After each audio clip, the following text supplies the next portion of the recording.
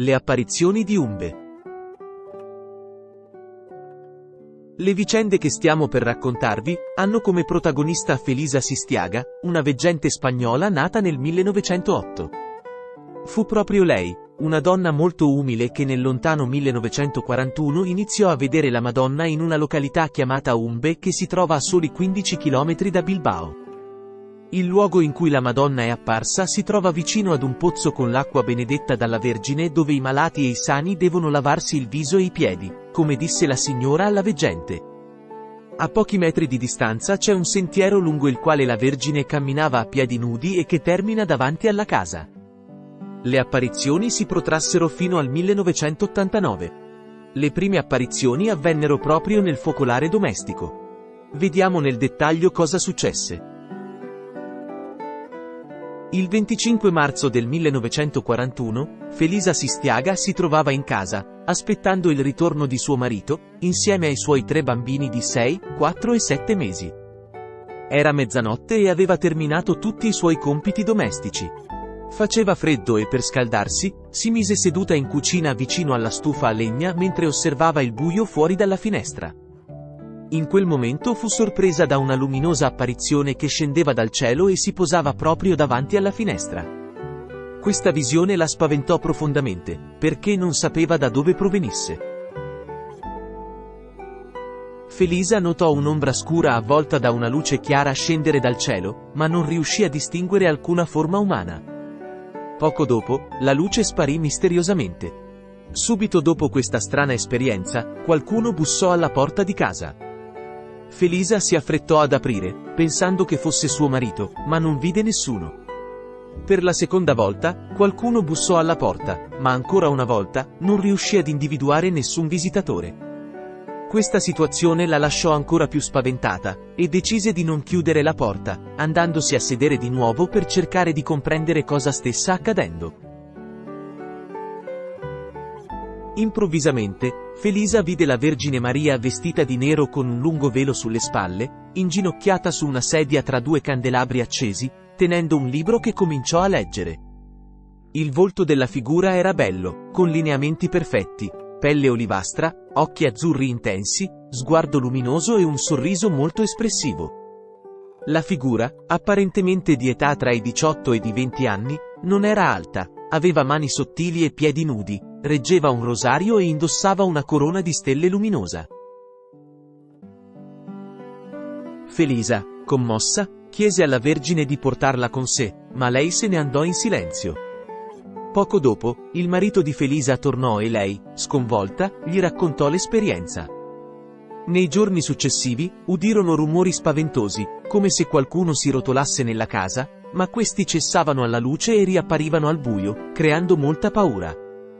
Questa situazione durò circa un mese, fino a quando decisero di chiamare un prete per benedire la casa. Dopo la benedizione, i rumori scomparvero e non furono più uditi. Non raccontarono a nessuno dell'apparizione della Vergine. Anni dopo l'apparizione del 25 marzo 1941, Felisa vide un angelo vicino alla casa, posato su un ramo di melo. L'essere celestiale aveva ali blu e indossava una tunica bianca con un cordone blu in vita. Aveva capelli ricci castani, occhi marroni e piedi scalzi con una luce radiosa su entrambi. Il 16 giugno 1968, mentre Felisa era intenta a cucinare, udì il suono delle campane e poco dopo fu celebrata una messa. Riuscì a sentire le parole pronunciate durante la messa e il fruscio delle pagine di un libro, ma non vide nulla. Il suono delle campane si udì più volte, e anche gli operai che lavoravano nella fattoria ne furono testimoni. Nel cuore della notte del 29 giugno 1968, mentre era sveglia, Felisa fu improvvisamente avvolta da un bagliore e al centro vide apparire San Pietro. Egli le comunicò: «Sei stata di fronte alla mia casa senza avere la chiave. Sono qui per darti la chiave per quando arriverà il momento». Felisa rispose di non essere mai stata nella sua casa. Solo in seguito ricordò un momento critico del 1936, quando affrontò un'operazione chirurgica estremamente rischiosa, sfiorando la morte 2 volte. Fu in quel momento che collegò le parole di San Pietro a quell'esperienza. Nel 1969, mentre passeggiava vicino a casa con la sua nipotina di 6 anni, Felisa vide la Vergine addolorata spuntare da una curva.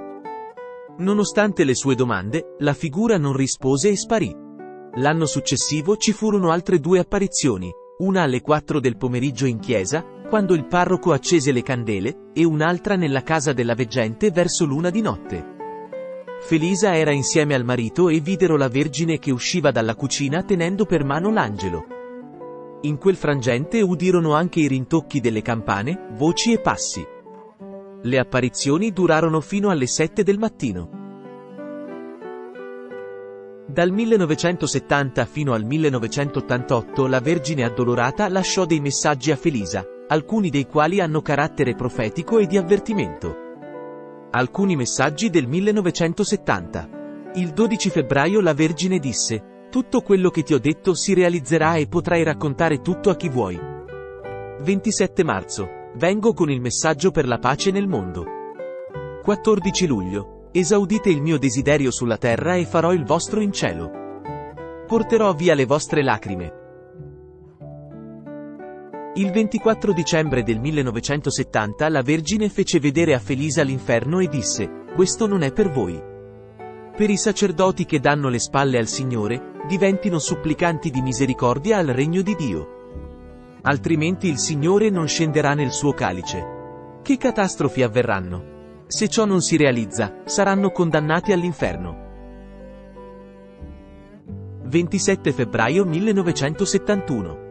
Scenderà il Signore che è mio figlio, poiché non esiste per lui cosa impossibile. Andate annunciando riguardo al regno dei cieli. Dite al parroco di preparare la strada del Signore, di fare il possibile per compiacere mio figlio, che offre la pace. Chi ha fede in me sarà guarito nell'acqua. Voi pregate per i peccatori. Dio sa perché vi sceglie. 23 maggio 1971, messaggio dal tono apocalittico. La Vergine disse: "Per tutti i miei figli, le mie ansie e i miei dolori non hanno fine.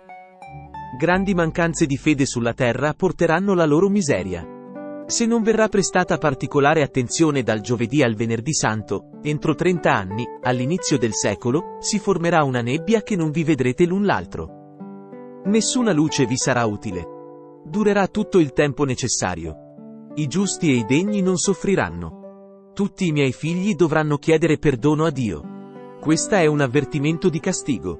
Nel periodo di tempo rimasto, cambieranno altri 2 papi. Il successivo a questo sarà buono, ma morirà presto, e il successivo sarà ingiusto." 8 dicembre 1988, festività dell'Immacolata Concezione ed ultimo messaggio. La Vergine disse a Felisa: "Oggi, nella tua presenza, mi rivolgo all'umanità. I demoni sono liberi sulla terra. Con il rosario vincerete. Vi aspetto tutti qui. Desidero la mia cappella.